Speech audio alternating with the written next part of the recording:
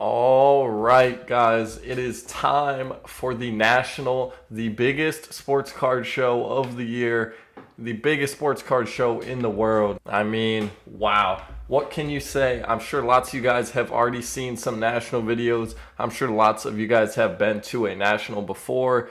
But really, the only word you can use to describe the National is just crazy. I mean, just insane cards on the show floor, more tables than you'll see at any other card show that you go to. You guys can see in some of these display cases here just monster cards. Lots of high grade vintage if you're looking for vintage stuff. I mean, they had just everything there. I think the promoters did a great job of kind of how they set up the show. It was a little chaotic with just the amount of tables that there was. But like I had mentioned in previous videos, I was only there Saturday, so I had to try to fit in all the tables into one day. And I got to a majority of them. I don't think I saw every table, but I did my best. I hit at least, 75-80% of the tables. They had just endless amounts of pre-war, tons and tons and tons of 1950s, 60s, and 70s. One thing I did notice, maybe let me know if you guys noticed this too. I feel like they did a decent job of, they almost separated the more modern versus the vintage kind of dealers and booths. It seemed like in the main room, it was like 80% like vintage dealers. And then there was other rooms that were more like 80% modern dealers. There was some exceptions, but it did make it a little bit easier to find what you're looking for. It wasn't exactly organized that way, but I thought it was pretty simple. Lots of the dealers that have been there a long time kind of have more vintage stuff they're put towards the front, and so that main front room seemed to be lots of the older stuff, which was easy for me to find.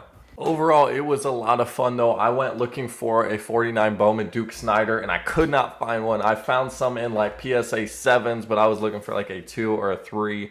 This right here was maybe the coolest card I saw of the entire weekend though. This Tip Top Honus Wagner looks exactly like the T206. That card is awesome, but let's check out some of the things that I was able to find.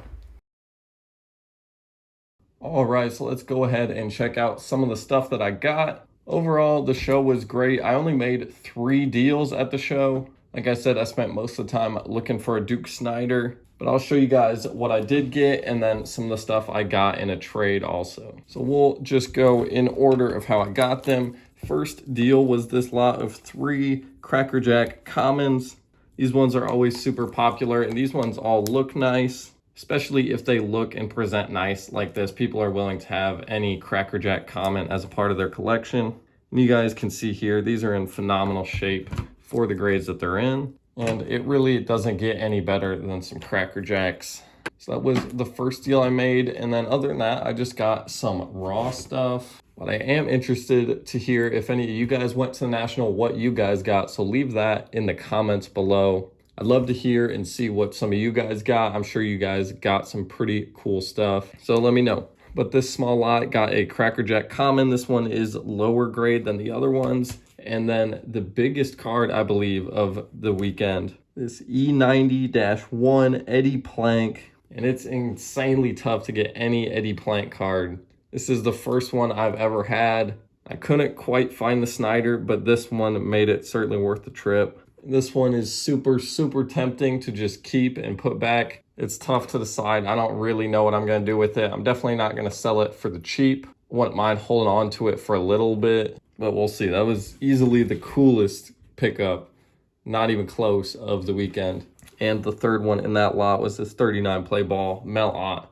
Another cool looking card, but doesn't really compare to the Plank. That Plank is just so sweet. The final lot, this was 2 cards. I walked around for like 3 hours after buying all the other stuff, and I was basically ready to just leave. And then I finally found some tables that I hadn't been to yet. It's just like impossible to keep track of everything. But I ended up finding some new tables. So I went to look through all those and I got a couple of good cards here. A nice couple Hall of Fame rookie raw cards, good shape. Got the Minoso rookie 52 tops, no creases, pretty good centering. This one's got a really unique color to the background, that tannish yellow type background. That's one of the hottest, most popular cards right now.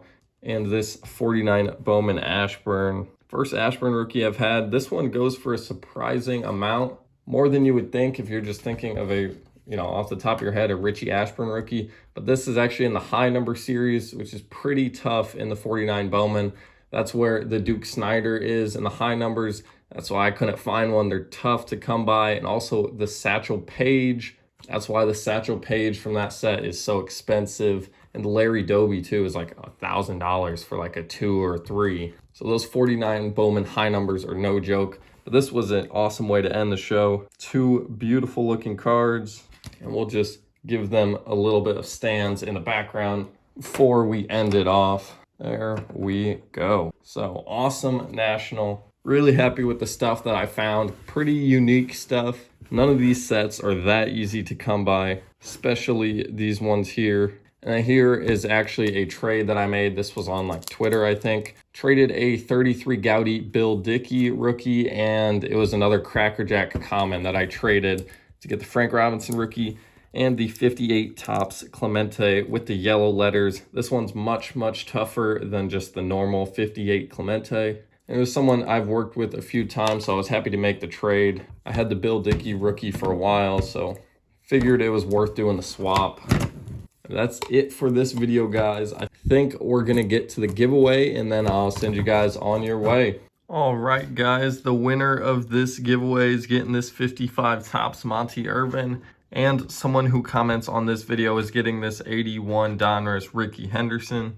All you gotta do is leave a comment, but we're going to go through and randomize from the last video and see who's gonna be going home with the Monte Irvin, see who it's gonna be. Kurt Albert, he said that was a lot of great stuff that we got.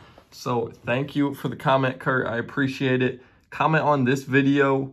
I'll go ahead and reply to your previous comment, and I'll shoot you an email, get your email address, and I'll send this Monte Irvin your way. So thank you guys for watching, and I'll see you all later.